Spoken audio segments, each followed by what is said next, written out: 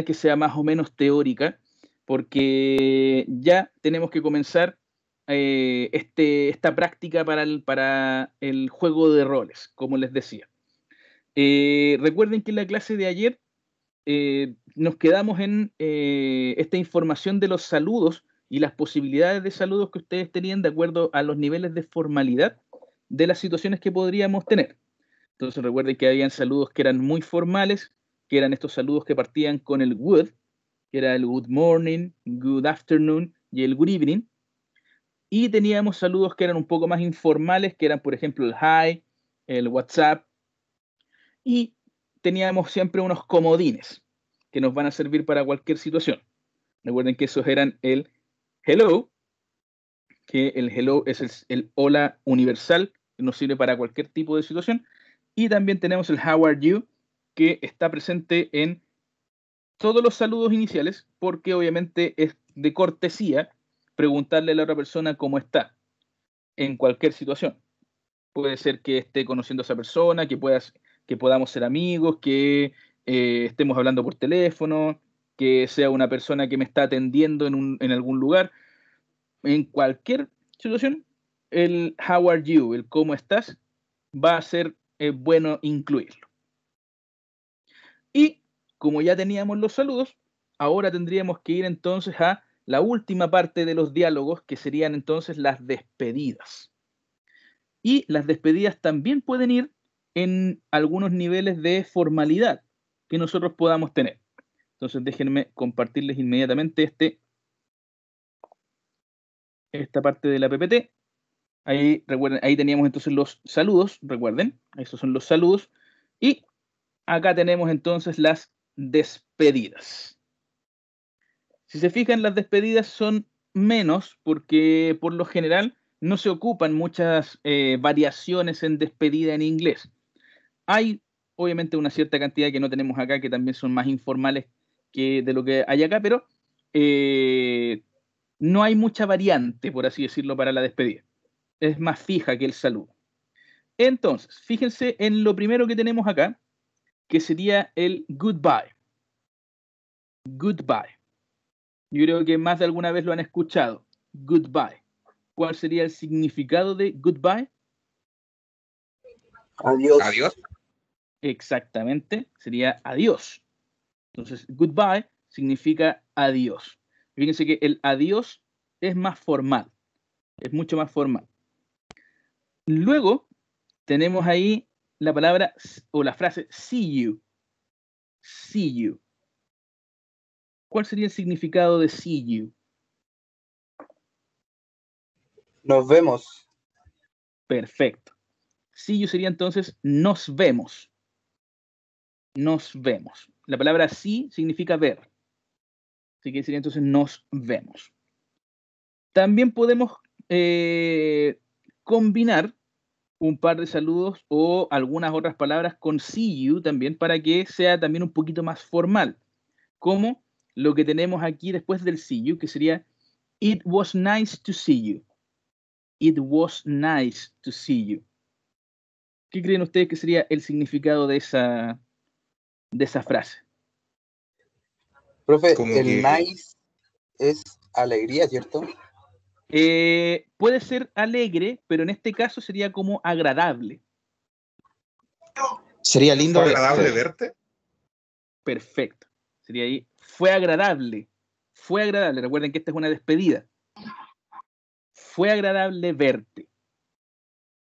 Fue agradable verte. O también podría ser, de hecho, si lo ponemos un poco más a una frase prefabricada en español, sería como qué bueno verte. Qué bueno verte. Eso sería más o menos el equivalente. Así que obviamente eso también es parte de la formalidad. Luego empezamos ya con algo un poquito más neutro. Recuerden que lo neutro nos sirve para cualquier tipo de situación. Ahí tenemos el talk to you later. Talk to you later. Y fíjense ahí en la pronunciación de la primera palabra. Es talk. Talk. ¿Hablamos más tarde? ¿Hablamos después? Exactamente. ¿Después hablamos? Eso sería como hablamos más tarde, después, o en otra ocasión. Entonces tenemos el talk to you later. O también incluso podría ser te hablo después. Te hablo después. Pero eso sería más o menos lo que quiere decir la frase el talk to you later. Y fíjense que ahí podemos ir combinando. Podemos ir diciendo, por ejemplo, goodbye, see you. Podemos decir see you, talk to you later. Podemos decir goodbye, talk to you later. Aquí en los despedidas, aquí podemos ir mezclando una o dos palabras para que la despedida sea un poco más completa. A diferencia de los saludos, que en los saludos no podemos decir dos veces hola o no podemos mezclar dos saludos. Aquí en la despedida sí, es más viable que podamos decir dos saludos en una misma frase. Luego del talk to you later tenemos el have a nice day, que esta es más conocida. Have a nice day. Que tengas Que un tengas buen agradable día. día. Perfecto. Que tengas un agradable día o que tengas buen día. Y obviamente ahí la palabra day la podemos también cambiar. Puede ser have a nice afternoon, have a nice morning, have a nice evening, have a nice night. Ahí tenemos varias alternativas dependiendo del momento del día que yo le pueda comentar a esta persona. Y aquí sí podemos ocupar la palabra night, que sería noche. En este caso, el have a nice night. Y ahí estaría correcto. Fíjense después en la que sigue, después del have a nice day. El keep in touch. Mantengámonos en contacto. Perfecto. Keep in touch sería entonces mantengámonos en contacto. Keep in touch ya empieza a ser un poquito más informal. Como despedida. ¿Por qué? Porque el keep in touch eso significa que estoy hablando con alguien de confianza. Como mantengámonos en contacto porque obviamente ya hay una relación un poco más cercana. Así que ahí tenemos esta despedida que ya empezamos con lo que es un poquito más informal. No es completamente informal, pero sí es menos formal que las anteriores que hemos visto. También tenemos aquí el take care, que yo pondría el take care no tan abajo, sino que lo pondría un poquito más arriba porque es más neutro, el take care. Como, cuídate. Exactamente, el take care sería cuídate. ¿Y cómo se podría como...? Ese de hecho es más combinable con todos los demás que habíamos visto. Porque yo podría decir, por ejemplo, goodbye, take care. Goodbye, take care, que sería entonces adiós, cuídate. O see you, take care. Nos vemos, cuídate. Ese es más combinable con los demás que tenemos acá.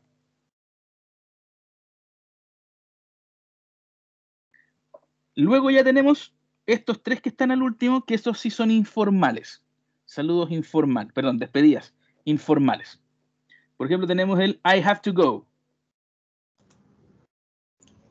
¿Me tengo que ir?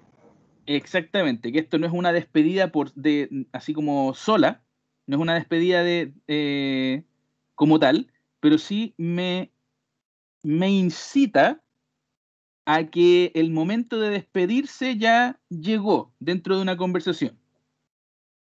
Y obviamente es más informal porque yo no voy a cortar una conversación formal, por ejemplo, si estoy en una entrevista de trabajo. No le voy a decir al entrevistador, oh, ya me tengo que ir, nos vemos. Porque obviamente yo soy el que está siendo entrevistado. Así que obviamente no lo puedo cortar de esa manera. Pero sí le puedo decir a un amigo, por ejemplo, si estamos hablando por teléfono o si nos encontramos en la calle y estamos hablando, sí le puedo decir, oh, I have to go. O ya me tengo que ir. Ahí sí puedo cortar una conversación así. Pero, como les digo, es una situación un poquito más informal. El uso del I have to go. Luego tenemos ahí el bien conocido bye. Pero bye es como chao. Exactamente. A diferencia del goodbye, Que es como adiós. Goodbye, que es adiós, el bye es chao. Chao, así como... Chao. Exactamente. Es como ahí.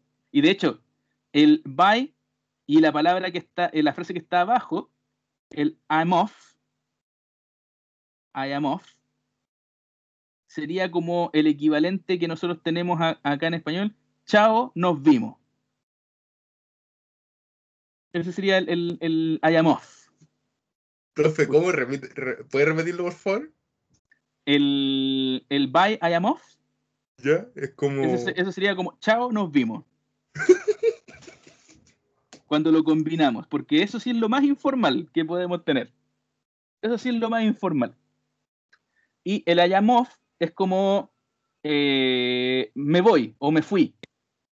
Eso es como el significado literal del I am off. Como ya me fui. Chao, nos vimos. Exacto. Entonces ahí tenemos estas despedidas, chicos, que entonces ustedes también van a tener que determinar su uso, dependiendo obviamente de la situación que ustedes puedan recrear. Como recomendación, yo siempre les incito a que, a pesar de que vayamos a tener quizás una conversación que sea informal, ustedes siempre traten de ocupar lo neutro cuando corresponda algo informal. Esto porque lo neutro, como les digo, nos sirve en cualquier situación y le da un poco más de buen uso al idioma. No quiere decir que está mal ocupar lo informal, pero obviamente nosotros tenemos que ver inglés estándar, y el inglés estándar se basa desde lo neutro hacia arriba, lo neutro y lo formal. Entonces, como les digo, les recomiendo siempre ocupar siempre algo que sea un poquito más neutral, independiente de la situación.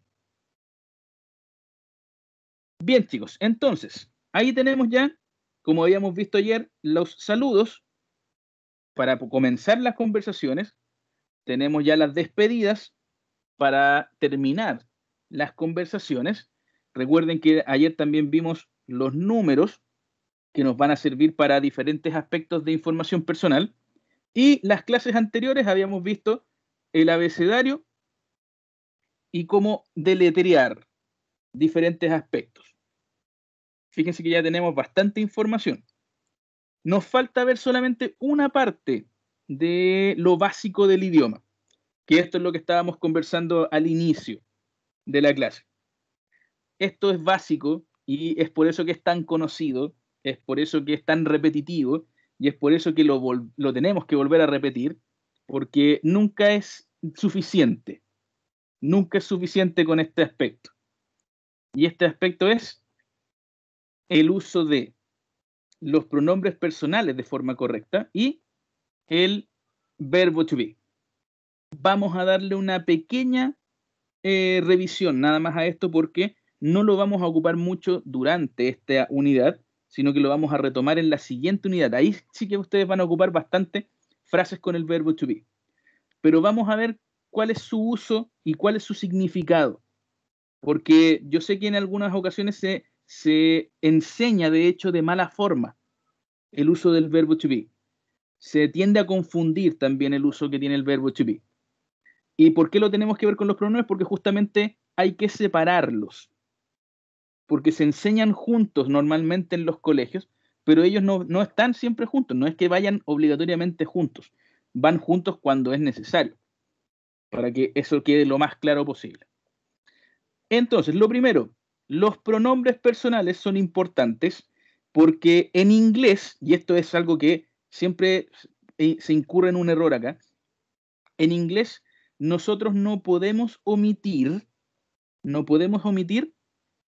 a aquel que realiza una acción. Por ejemplo, si en español nosotros hablamos de jugar a la pelota, por ejemplo, y yo digo que yo juego a la pelota, es lo mismo que si yo dijera juego a la pelota.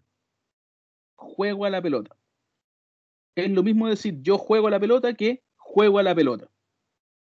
En español estoy omitiendo el yo. Estoy omitiendo la persona que realiza la acción de jugar. En inglés no se puede omitir. En inglés tiene que estar obligatoriamente. Es por eso que los pronombres personales van a estar siempre. Siempre va a haber al menos uno para que lo podamos utilizar. ¿Y cuáles son estos pronombres personales? Son justamente los que tenemos en la lista que tenemos acá al lado izquierdo, que sería el I, para hablar de yo, el you, y ojo ahí que no es you, su pronunciación, no es you, es la misma pronunciación que para la letra U.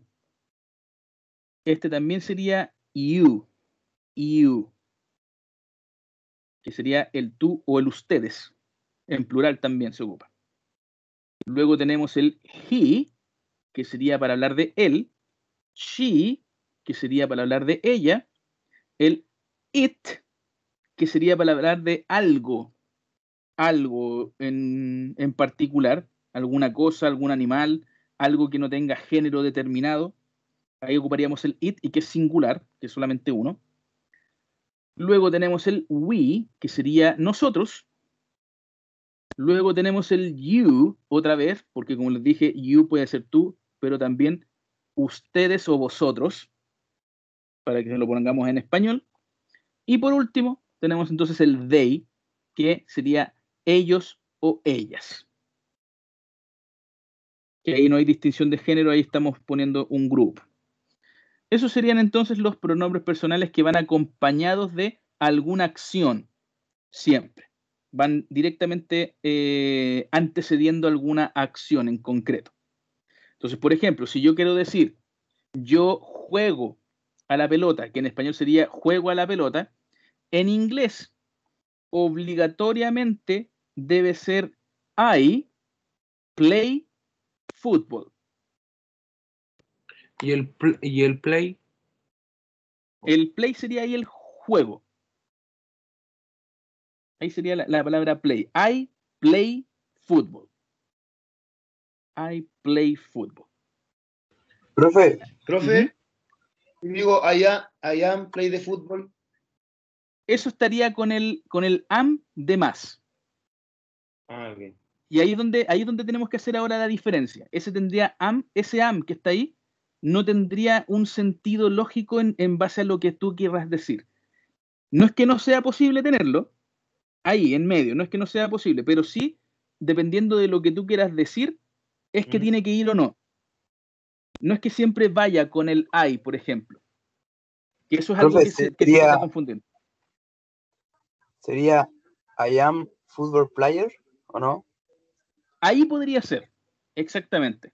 Porque ahí estarías diciendo que tú eres un jugador de fútbol. Exactamente. Entonces ahí cambia el uso, ahí cambia la frase, el sentido que tiene.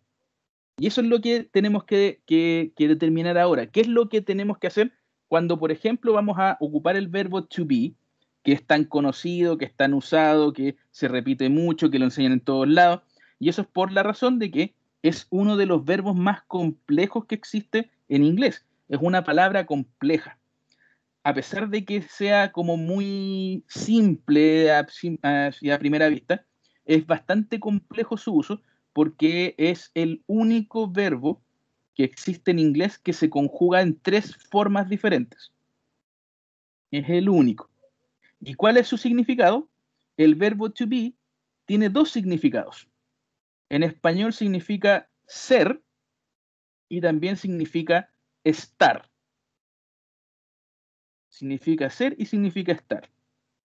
¿Cómo sé yo qué está significando? Depende obviamente de las palabras que yo ocupe después o antes de justamente el verbo to be. Entonces, ¿cuáles son las posibles formas que va a adoptar el verbo to be cuando los ocupemos en alguna frase? Siempre va a tener al menos un par de formas. En el caso de, como lo vamos a ver ahora, tiene 3 formas diferentes este verbo to be. Tiene la primera forma que es am, am, am, que eso va acompañado de el I. Cuando yo quiero hablar de yo soy o yo estoy. Yo soy o yo estoy. Solamente en ese caso acompaño al I con el am. cuando quiero hablar de algo de ser o algo de estar. Como por ejemplo, yo quiero decir que yo estoy en mi casa. Yo estoy en mi casa. ¿Cómo sería el yo estoy en mi casa? I am is a house. Ok, perfecto. Sería entonces I am in the house. Esa sería una posibilidad. I am in the house. Estoy en la casa. Si quisiera decir, por ejemplo, eh, estoy en la universidad. Estoy en la universidad. ¿Cómo sería ahí? I am university. Exactamente. I am in the university. In Ah, the university. Porque falta en la. profe, ¿cuál es la diferencia entre house, home y como homie? La diferencia está ahí entre algo físico y algo conceptual. Porque la palabra house es la casa, pero es la construcción. Es como el edificio, por así decirlo. Eso es house. Es un edificio concreto. En cambio, home significa como hogar. ¿Y Entonces, home? el homie, ¿Homie? el homie es como también es un juego de palabras como para significar que lo que tú vayas a ver en ese lugar es como parte del hogar, es como hogareño. Eso Es como algo significa home. familiar, ¿no? Exactamente. Ah, ok. Entonces, home significa hogar, pero no específicamente un lugar en específico, sino que como el concepto de hogar. A eso se refiere home, que es mucho más utilizado que house, porque house es solamente el edificio. Entonces, ahí tendríamos el yo soy o el yo estoy. Si quiero hablar de tú eres o tú estás, tendría que ocupar entonces you are. You are. Fíjense que ahí tenemos otra forma del verbo to be, que sería are. You are. Eso significa tú eres o tú estás. Entonces, por ejemplo, yo le puedo decir a alguien de ustedes, tú eres un estudiante. Tú eres un estudiante. Y eso sería you are a student. You are a student. You are us? Ace? Us? Sería you are You a, are? a student, porque esa a significa un. Pero es como A. Exactamente, es solamente a. Mm. You are a student. You are a student. Y eso sería, tú eres un estudiante. Si quiero decirles, por ejemplo, también, tú estás en el patio, por ejemplo. Tú estás en el patio. Patio significa garden, o se dice garden en inglés. ¿Cómo sería entonces tú estás en el patio? You are garden? A garden? Sería you are, perfecto, in the garden. In the garden. In the garden. Que nos faltaría el en el. En el jardín. In the You garden. are in the garden, exactamente. You are in the garden. Oh, ok. Perfecto. Fíjense que ahí estamos ocupando la segunda forma entonces de este verbo to be. Recuerden, importantísimo, recuerden siempre que es solamente cuando queremos hablar de ser o estar, nada más. Luego, tenemos la tercera forma de este verbo to be, que la ocupamos en lo que se llama tercera persona. Cuando hablamos de una tercera persona, de alguien que no está presente o que no está cercano de lo que estamos hablando, que sería cuando lo ocupamos con el él, ella o el it en inglés, que sería lo mismo que él o ella, pero que es sin género, que no tiene género específico. Y la forma entonces del verbo to be que ocupamos ahí es is. Is. Por lo tanto, si quiero hablar, por ejemplo, de que él es un futbolista, él es un futbolista, yo tendría que decir he is a football player. He is a football player. Si quiero decir que ella está en el trabajo, ella está en el trabajo. ¿Cómo podría decir ella está en el trabajo? She is working. He is in the work. The work. Bien, perfecto. She is in the work. Y de hecho ahí podríamos ocupar otra palabra para trabajo que no sea work, que puede ser, por ejemplo, job. J-O-B se escribe. Que eso sería como trabajo en realidad, porque work puede sonar como a trabajar, que es la acción. Entonces podría ser she is in the job. Y ahí tenemos el está. Entonces fíjense que ahí tenemos la combinación del she con el is, el he con el is. Y recuerden, netamente solo cuando queremos hablar de ser o estar, nada más. Y para los últimos tres pronombres, que el you ya lo habíamos tenido anteriormente, recuerden que es el mismo para plural o singular, los tres al último, que sería el nosotros, el ustedes o vosotros y el ellos, los tres tienen que ir con la forma del are, del verbo to be. Entonces nosotros somos o nosotros estamos, sería we are. We are.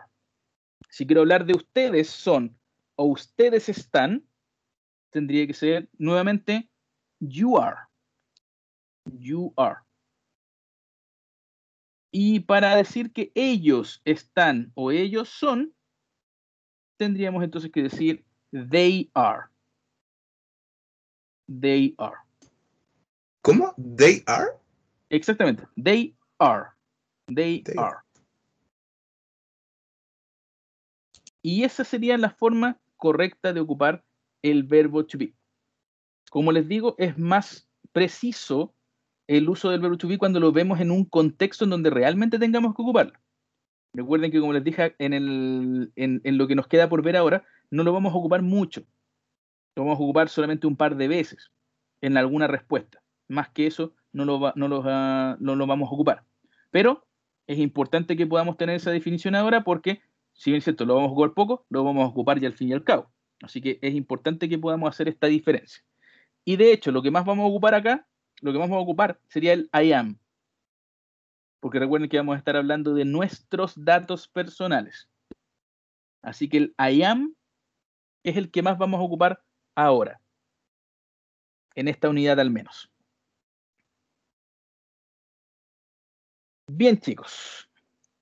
Con esto estaríamos terminando ya esta parte de lo básico del idioma. Entonces, vayamos directamente a lo que nos queda para poder formular ya uno que otro diálogo pequeño para poder practicar. Fíjense en lo que tenemos acá.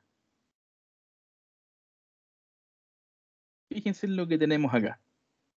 Tenemos ahí una tarjeta y esta tarjeta tiene justamente información personal. Fíjense que tiene el nombre, tiene un número de identificación, tiene una dirección, tiene también algunos datos de, por ejemplo, de fecha de nacimiento y la fecha de expiración de esta tarjeta que tenemos ahí.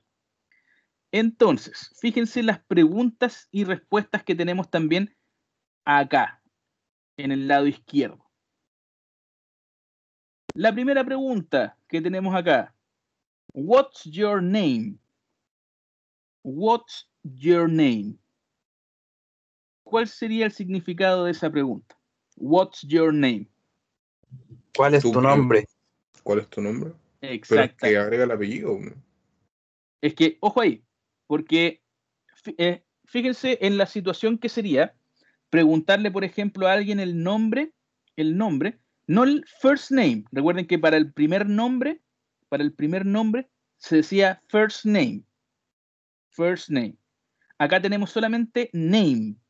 Tenemos solamente nombre. Imaginen que esta persona se fue a inscribir a algún servicio. Se fue a inscribir, por ejemplo, a un gimnasio, por ejemplo. Esta persona se fue a inscribir a un gimnasio. Y cuando le preguntan el nombre, cuando le dicen name, what's your name, lo más probable es que le estén preguntando justamente el nombre completo. Eso quiere decir nombre y apellido. Si le preguntaran what's your first name, what's your first name, ahí se entendería que le están preguntando por el primer nombre. Pero en este caso, el what's your name, y es por eso que aquí entre paréntesis la pregunta tiene full, porque full significa completo. Ahí tendría entonces what's your name. Por lo general la respuesta sería el nombre y apellido. O sea, como en un tema formal, what your name sería nombre completo. Exactamente. Como pregunta aislada, se puede interpretar de una manera diferente, pero dentro de un contexto, el what's your name por lo general va a significar el nombre y apellido. Yeah, okay. Es por eso que también, fíjense abajo, la segunda pregunta que tenemos ahí va directamente a una parte del nombre. What's your middle name? What's your middle name? ¿Qué le estaría preguntando ahí? El segundo ¿Tu segundo nombre nombre? es Middle. Exactamente. Middle. Middle. Exactamente. ¿Es como Beatle? Es como mi y DL solamente. Es mi DL. Para el sonido de la DL que no sea con una E al final. Middle. Exacto. Entonces ahí tenemos directamente el segundo nombre. What's your middle name? Y fíjense también entonces la manera de responder, que esto también es importante. La primera pregunta, se responde con my name is. My name is. ¿Qué significará my name is? Mi nombre es. Mi nombre es, exactamente. Fíjense que ahí estamos ocupando el verbo ser. Estamos ocupando el verbo to be para responder. My name is, y en este caso, esta persona dice Ana Valencia. My name is Ana Valencia. Algo importante con los nombres, cuando ustedes los mencionen. Como les digo, ustedes posiblemente en las prácticas quizás puedan ocupar sus datos personales, los propios, pero lo más probable es que más de alguna práctica también yo los haga ocupar datos de otras personas, para que ustedes los puedan adoptar. En el caso de los nombres, en los nombres no hay que hacer ningún cambio en pronunciación para equivaler a alguna pronunciación en inglés. Por ejemplo, ¿qué nombre puede ser que ese nombre diferente en inglés que en español? Gabriel. Por ejemplo, Gabriel, exactamente. Gabriel, si lo vemos en inglés, se pronunciaría Gabriel. Gabriel. Y en español es Gabriel, nada más. Si esta persona es hablante de ¿Podría español, ser David? también podría ser David, que en inglés sería David. David. Exactamente. En esos casos siempre te prima el cómo lo diga la persona que obviamente es dueña del nombre. Si esta persona es de habla española, no puede ser David o Gabriel, como diga el nombre. Tiene que mantenerse siempre como Gabriel y David. Eso es importante. Entonces, por ejemplo, esta persona que tenemos acá es Ana, y sabemos que es Ana por el apellido Valencia, que es un apellido español. En inglés ese nombre, Ana, sería Ain. Ain. Esa sería su pronunciación. Entonces, ojo ahí. Tiene que ser siempre el nombre correcto de la persona que lo que tenga quizás un apellido, por ejemplo, un apellido italiano, vamos a saber que la pronunciación va a ser en italiano del nombre. No hay que hacer ninguna equivalencia en el inglés, porque los nombres propios se deben siempre mantener. Eso es importante, siempre se deben mantener. Bien, entonces, lo importante aquí es que la primera pregunta, cuando me preguntan por el nombre, sería my name is, y decimos el nombre. Pero el my name is, yo lo puedo reemplazar por una frase mucho más corta todavía. Y voy a estar diciendo exactamente lo mismo, que sería lo que está en la respuesta de la segunda pregunta, del what's your middle name. Fíjense que en el what's your middle name, la respuesta es simplemente it's Mary. Es como, ¿es María? Exactamente. Entonces, el it's, que sería it is, es la abreviación de el it con el is, significa exactamente lo mismo que si yo dijera my name is. Se va a entender exactamente igual. Y no es formal ni informal. Es un correcto uso del idioma, de hecho. Así que ustedes pueden responder ocupando it, más la información que les estén pidiendo. Que en este caso es solamente los nombres. Fíjense en la tercera pregunta que tenemos acá. How do you spell? Y aquí fíjense que también le está pidiendo un dato en particular. How do you spell your first name? ¿Deletrea su primer nombre? Exactamente. ¿Cómo se deletrea su primer nombre? Y ahí obviamente está el deletreo que fíjense que también parte con it's.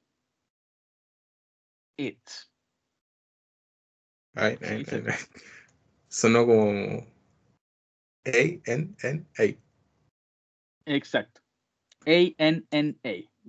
Y fíjense que acá lo que podemos hacer para no decir N-N, ¿recuerdan lo que había que hacer cuando tenemos dos letras que eran iguales? ¿Double N? Exactamente. Double N. Entonces ahí sería A, double N, A. A, double N, A. Y ahí estaríamos deletreándolo de manera correcta. Fíjense en la cuarta pregunta que tenemos acá. How old are you? How old are you? ¿Cuántos años tienes? Exactamente. Y acá, algo particular que ocurre en el idioma inglés es que uno no tiene años. Uno es de cierta cantidad de años. Uno no los tiene, porque para hablar de tener años, en inglés debiese ser con el verbo have, que es el verbo tener. I have cierta cantidad de años. En este caso, es obligatorio que nosotros ocupemos justamente el verbo to be, en su sentido de ser, para hablar que yo soy de cierta cantidad de años. Entonces, how old are you significa cuántos años tienes. Y la respuesta, fíjense que parte con I am. I am. Pero esto igual sería como I am 25, ¿o no? Exactamente. Ahí sería Pero, I am. Y ahí podemos omitir, de hecho, la frase years old al final. Cuando me preguntan por la edad, yo puedo decir simplemente, por ejemplo, I am 35. Y hasta ahí nomás. I am 35. Y se va a entender que estoy hablando, obviamente, de mi edad, del número de mi edad. Y recuerden que como tenemos la edad se tiene que mencionar con la cifra, no número por número, sino que la cifra total. Por eso es que tendría que ser 35. 35. Y el years old es netamente una formalidad que se está ocupando cada vez menos. pero eso es más como escrito, po. O sea, al momento de hablarlo sería I'm 25. I am 35, exactamente. En la parte escrita siempre se tiende a ser un poco más formal, pero al momento Claro, y de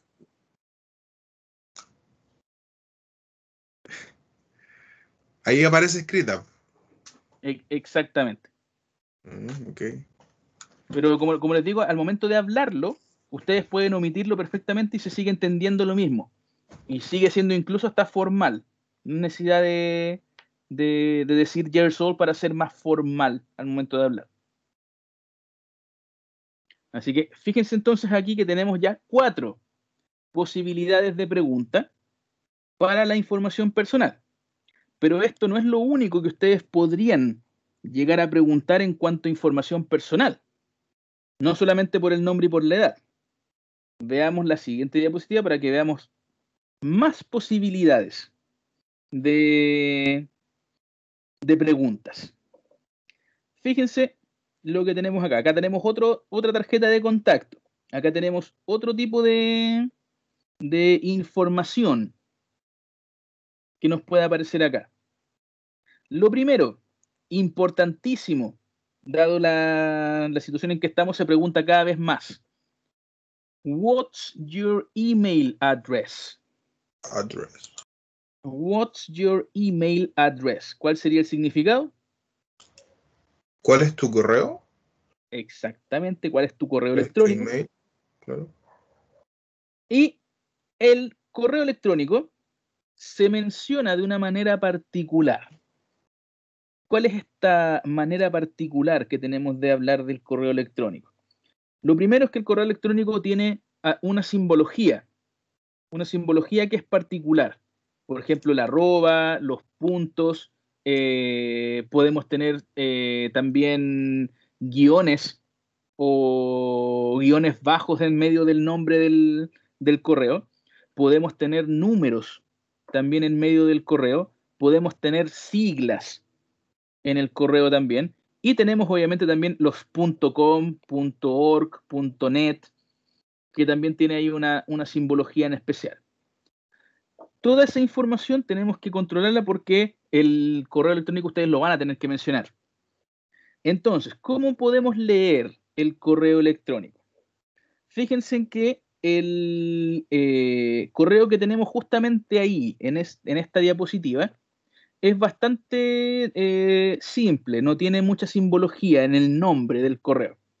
Por lo tanto, dado que estamos viendo que este es el nombre de esta persona, pero no está el nombre completo, porque fíjense que esta persona se llama Tania May Martin, pero el correo es solamente Tani May, no es Tania, Tani May. Dado que Tani, la combinación de palabras Tani, no es un nombre, Tani tenemos que deletrearlo al momento de hablar del mail. Por lo tanto, eso sería T-A-N-Y. T-A-N-Y. La palabra May es el apellido de esta persona. Por lo tanto, es una palabra completa. Al ser una palabra completa, simplemente la mencionamos como palabra completa. Sigue siendo entonces May. Por lo tanto, esto es T-A-N-Y, May. T-A-N-Y, May. Esa es la forma de mencionarlo. ¿Qué pasa, por ejemplo, si en medio de este nombre tuviésemos solamente 2 nombres? Hubiese sido, por ejemplo, Tania May, todo junto, Tania May. En ese caso, dado que son 2 nombres, que es el nombre y el apellido, no hay que deletrear nada, porque ahí sería simplemente Tania May y se acabó. Sin necesidad de deletrear, de nada. Tania May. ¿Qué pasa, por ejemplo, si en vez de Tani hubiese estado una T y una N? T-N May. En ese caso, también habría que deletrear solamente TN, TN, y el apellido May sigue igual, May.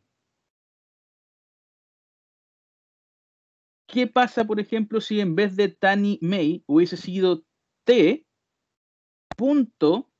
May, T.May, el correo? Tenemos que mencionar ahí el punto. Y obviamente la T que hay antes de este punto también tiene que ser deletreada, por lo tanto sería T. ¿Cómo se mencionaría el punto que tendríamos ahí en medio? Pero no habría que deletrearlo. Solamente el T, porque sería T.May, T.May. Ese punto que tenemos ahí se mencionaría de una forma en inglés. Point. El point, la palabra point significa punto, pero es como punto de algún tipo de deporte. Eso es el point. Para hablarlo de esta manera sería dot. Dot. Dot. TN dot. Exactamente. Y sería dot. Y May después. O sea, hacer TN dot dot May. at email dot com. Exactamente. De hecho, ahí justamente hablaste de la simbología del arroba. La palabra arroba, obviamente en inglés no existe, sino que ese símbolo que tenemos ahí, que es un identificador del correo, se menciona como at. At. Tal cual, at. No hay que hacer ninguna otra modificación. ¿Qué pasa también con el servidor de nuestro correo? El servidor de nuestro correo. Si el servidor de nuestro correo es un correo conocido,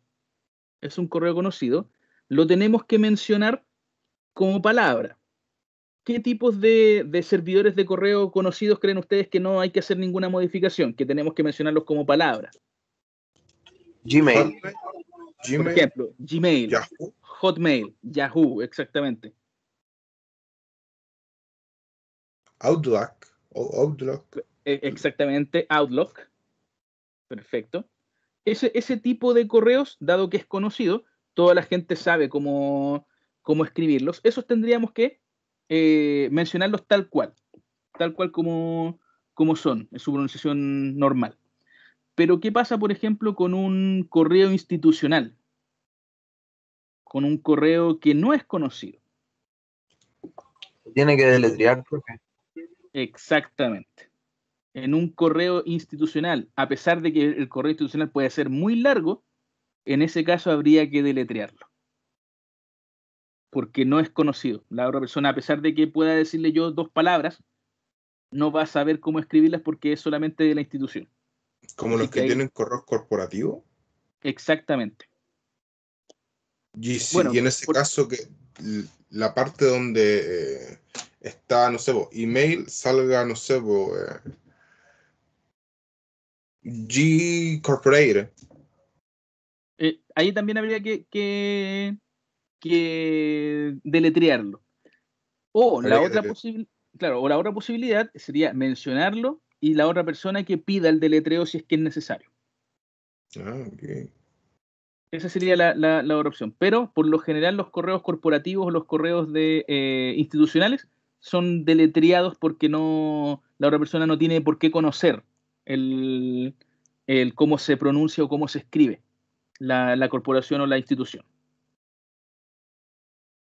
Así que lo más probable es que vayamos a trabajar solamente con correos que sean un poco más conocidos, para que no sea tan largo también el tema del deletreo, porque hay, por ejemplo, si vamos a deletrear INACAP Mail, va a ser un deletreo bastante largo. Así que obviamente la idea es que no nos lleve mucho tiempo también. ¿Qué pasa, por ejemplo, si en el nombre del mail hay un guión o un guión bajo? ¿Cómo mencionamos el guión y el guión bajo? Dutch, Exactamente, el dash sería el guión. el guión. el guión. Y el Y guión el bajo, guión bajo, underscore, eso sería underscore, underscore. underscore. Exactamente. El guión bajo sería entonces el underscore. Y como un ejemplo, Sería, por ejemplo, si tenemos TN, otra vez, TN, guión bajo mail. TN, guión bajo TA, mail. TN, underscore, Perfecto. TN, underscore, mail. Esa sería la forma en que se menciona. y si TN, fuera, underscore, mail. y si fuera el, ¿cómo se llama? Como el guión, Ahí sería TN, dash, mail. TN, dash, mail. mm, Y creo que no hay ninguna simbología que pueda estar en el correo. Creo que solamente permite punto, guión bajo y guión. Creo que son las únicas que se puede tener. ¿Y qué pasa también con la ubicación geográfica del mail? Recuerden que después del servidor en donde está alojado este correo, el .com, el .cl, el .dot, el .net, eso es la ubicación geográfica en donde estamos. ¿Cómo se menciona justamente esa ubicación geográfica? En este caso, por ejemplo, el .com.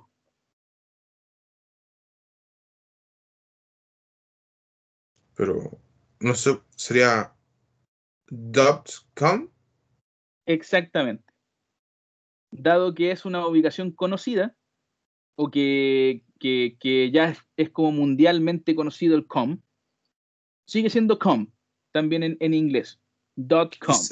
y CL, El CL, fíjense que ahí estamos deletreando nosotros incluso el, la sigla, el CL.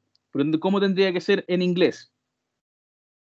sí, Exactamente. Tendría que ser CL. Entonces, por lo tanto, ahí si tenemos un mail que es con .cl, en inglés .co. sería .cl. Exactamente. Curioso. El .net sigue siendo .net. .net. El .org, .org sigue siendo .org. .org. Punto est, Eso punto est, ahí hay que deletrearlo. yes, dot Exactamente. yes. Todo el resto, que no sea ni .com, ni .net, ni .org, todo el resto se debe deletrear, porque esos ya son más locales. Así que ahí tendríamos entonces todas estas aristas y posibilidades que nos podría dar el email. Y fíjense que estamos combinando aquí. Profe, ¿cómo se decía el arroba? El arroba es @. Gracias. Fíjense que aquí, como les decía, estábamos combinando el deletreo que habíamos visto antes, el cómo decir la simbología, el cómo mencionar algunos nombres, las siglas, todo eso. Pero en el email también yo puedo tener números, porque también le puedo agregar números al nombre del correo. Al igual que lo que pasa con cualquier tipo de número que yo me pueda encontrar, menos la edad, si hay números en medio, yo tengo que mencionar esos números número por número, dígito por dígito. No los voy a juntar. Si, por ejemplo, el correo de esta persona fuese Tani May o Tania May 233, Tania May 233, yo en inglés no diría 233. Sería solamente 233. Sería ahí Tania May 233. Así que los números ahí también los tengo que mencionar, pero por separado, para que no haya confusión. Y hablando del número, fíjense la siguiente pregunta que tenemos ahí después del correo. What's your phone number? What's your phone number? ¿Cuál sería el significado de esa pregunta? ¿Cuál es tu número de celular? ¿Contacto? Puede ser número de contacto, número de teléfono. Ahí, Porque de hecho, abajo es más. sale cell phone, entonces sería como celular. Exactamente, porque ahí yo creo que el phone number requiere como número de contacto o número telefónico y especifica que lo que estaba a mencionar es su celular, no es número de casa, sino que es celular. Entonces la respuesta ahí sería my cell phone number o my phone number is, o también podría ser simplemente it's, y comienzo entonces a mencionar los números correspondientes a los dígitos de mi teléfono. Recuerden que aquí también es número por número, obligatoriamente, número por número. Profe, una consulta porque, por ejemplo, ahí está como en un código de área, los que están entre... Exactamente, y el código de área es solamente si lo piden. Pero no se mencionan no las comillas, Los paréntesis, los paréntesis. lo que está entre paréntesis no es mencionado obligatoriamente. Ah, ok. Entonces ahí tendríamos que ir directamente solamente al número como tal. Que uno por uno. Exactamente. Y en 3, este 4, caso, 5, 6, 7, 8, 10, 9, 9. 9, 0, 0, 0. Mm.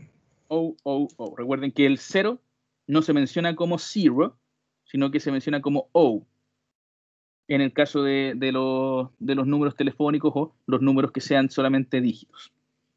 Entonces ahí sería 3, 4, 5, 6, 7, 8, 9, 0, 0, 0. Esa sería entonces la forma de mencionar los números de forma correcta. Siguiente pregunta, ya para ir terminando con esta parte de la información personal. What's your address? What's your address? ¿Cuál es tu dirección? Exactamente. Estamos hablando acá de la dirección. Fíjense el formato que tiene la dirección. Es diferente a como nosotros lo mencionamos en español. ¿Por qué? Aquí dice it's. Por lo tanto, aquí partimos con es. Y fíjense que primero va el número. Primero va el número de esta dirección. Por eso es que parte con 162. Y recuerden que, al igual que pasa con el teléfono y con cualquier otro dígito, menos la edad, tiene que ir también número por número. 162. Después de eso, tenemos que mencionar el nombre de la calle. El nombre de la calle. Que en este caso es Glory. Glory. Que sería como Gloria. Pero, ¿y el red? El road Road. puede ser parte del nombre o también puede ser el tipo de calle. El tipo de calle. ¿Por qué tipo O de sea, calle? Porque road significa camino. Road significa camino. El camino puede ser también calle, que si es calle sería street. Street. Si es una avenida, sería avenue. Avenue. ¿y highway? Y highway sería como autopista. Como carretera. Exactamente. Ah, ok. Entonces, dependiendo del tipo de calle, de donde está obviamente ubicada la dirección, es que yo tendría que mencionar después del nombre propio de la calle. O sea, road, street, avenue, highway. Exactamente. Mm. A diferencia del español, en inglés no hay mucha alternativa. tenemos más o menos esas alternativas que tenemos ahí nomás. No, no es mucha la alternativa de tipos de calle. Por ejemplo, acá tenemos nosotros pasaje, que también puede ser un tipo de calle. Y el pasaje en inglés es simplemente street. No sé si como que contará, pero en Estados Unidos hay distritos. Claro, por eso esa es una diferente distribución geográfica, que sería como las comunas acá. Tal caso no entraría, Exacto, aquí no sería como parte de la dirección. no sería necesario. Exacto. Aquí Mm, solamente el tipo de calle. ok. Y última pregunta que tenemos acá, que sea posible de la información personal. Where are you from? O what's your nationality? Where are you from? ¿De, O what's your nationality? de dónde viene y cuál es su nacionalidad? Exactamente. Que en realidad es exactamente la misma pregunta. El where are you from siempre va a estar dirigido a la nacionalidad o el lugar de origen. A eso se refiere la pregunta where are you from. Pero en el caso que, no sé, la persona sea de chilena y vaya, Dentro también sea de de, Chile.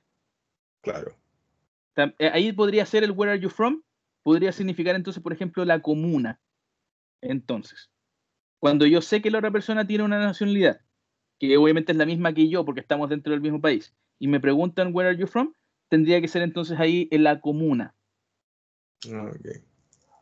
o la ciudad, o la región incluso también podría ser. Pero ahí O por ejemplo, variaría un poco. o sea, y si yo saliera de Brasil y soy chileno, ahí estaría, Exactamente, sería como tal. exacto. Ahí obligatoriamente está hablando de país. O Ahí sí. sea, where are you from? Sería I'm from. ¿Cómo se dice Brasil en También es Brasil, pero es con Brasil? Z. Es con Z Brasil. Y en el tema de nacionalidad sería Ahí what's your sería nationality? What's your nationality, que I'm sería cuál es tu Chilean. nacionalidad. Exactamente, ahí sería Chilean. Entonces fíjense Chilean. ahí que tenemos que el where are you from se responde con el país, con el nombre del país. I am from, yo soy de, y nombramos el país, el nombre del país. En cambio, el what's your nationality, tenemos que hablar del gentilicio, que en este caso dice acá I am American, porque en Estados Unidos el gentilicio no es estadounidense, sino que ellos se mencionan como americanos. Así que ahí también tenemos esta diferencia. Lo más probable es que lo que nosotros vayamos a ocupar vaya a ser la pregunta del where are you from, porque el what's your nationality es demasiado directo. El where are you from es lo más correcto. Por lo tanto, aquí tendríamos que hablar del nombre del país. I am from Chile, por ejemplo. I am from Brazil. I am from the USA. I am from Canada, etcétera, etcétera. Siempre nombrando el país. Ya, chicos, sé que esto es bastante información. Sé que esto es mucha información de un golpe, nada más. Pero para que sea también un poco más ameno el tema de poder recrear después esto en un diálogo, ustedes no van a tener que ocupar todas las preguntas en un mismo diálogo.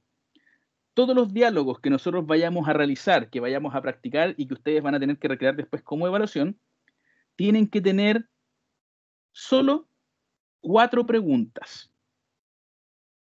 Solo 4 preguntas, pero obviamente ambas personas son las que tienen que hacer estas 4 preguntas. Por lo tanto, 4 preguntas uno, 4 preguntas otro. Pero son solamente 4, entonces ustedes van a tener una gama de preguntas para poder elegir y poder realizar.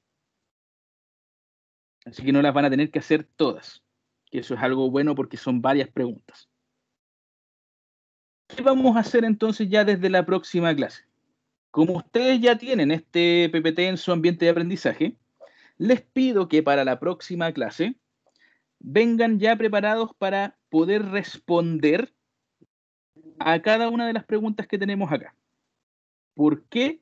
Porque vamos a partir practicando primero con la información que ustedes puedan tener, porque es la más fácil de recrear.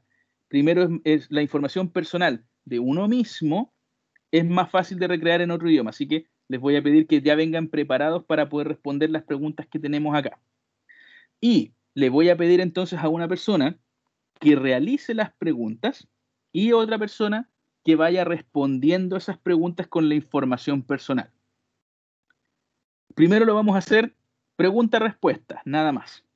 Y después de eso, les voy a mostrar un ejemplo de diálogo para que ustedes lo puedan recrear ya con saludo inicial, con una despedida correcta, haciendo las preguntas, respondiendo de forma correcta, etcétera, etcétera. Pero primero tenemos que ir pregunta y respuesta para que... correo y todo. Exactamente. Ya. Serían las preguntas que tenemos acá. Por ejemplo, el nombre completo, que sería nombre y apellido, el segundo nombre que ustedes puedan tener, el deletreo también, pero no solamente el deletreo del primer nombre, sino que traten de tener preparado el deletreo del primer nombre, del segundo nombre y del apellido. La edad, que nosotros vimos también acá, el correo, que teníamos acá, el número de teléfono, la dirección y el lugar de origen. Esa sería la información que ustedes deben entonces traer preparada ya para la próxima clase. Y como va a ser al azar, la persona que yo le asigne que vaya a preguntar va a elegir las preguntas que les va a realizar. Esa persona va a elegir un par de preguntas para realizar. Así que la idea es que estén preparados para entonces cualquier pregunta. Ya, chicos, con esto entonces vamos a terminar la clase por hoy día. Sé que ha sido una clase larga, sé que ha sido más bien informativa, pero ya vamos a partir entonces con la práctica la próxima semana para que se haga un poco más dinámica la clase. Con esto ya terminamos la parte teórica. Así que eso sería, chicos, entonces por hoy día. Espero que tengan una súper buena semana y nos veríamos ya la próxima semana. Que estén súper bien. Sí, pues profe, soy el único que pregunta. Somos 14 en la cuestión y no pregunta a nadie. Pero ahora sí van a estar obligados a preguntar. Que vamos a comenzar con las prácticas. Claro, po. ¿Y ahí cómo yo pregunto?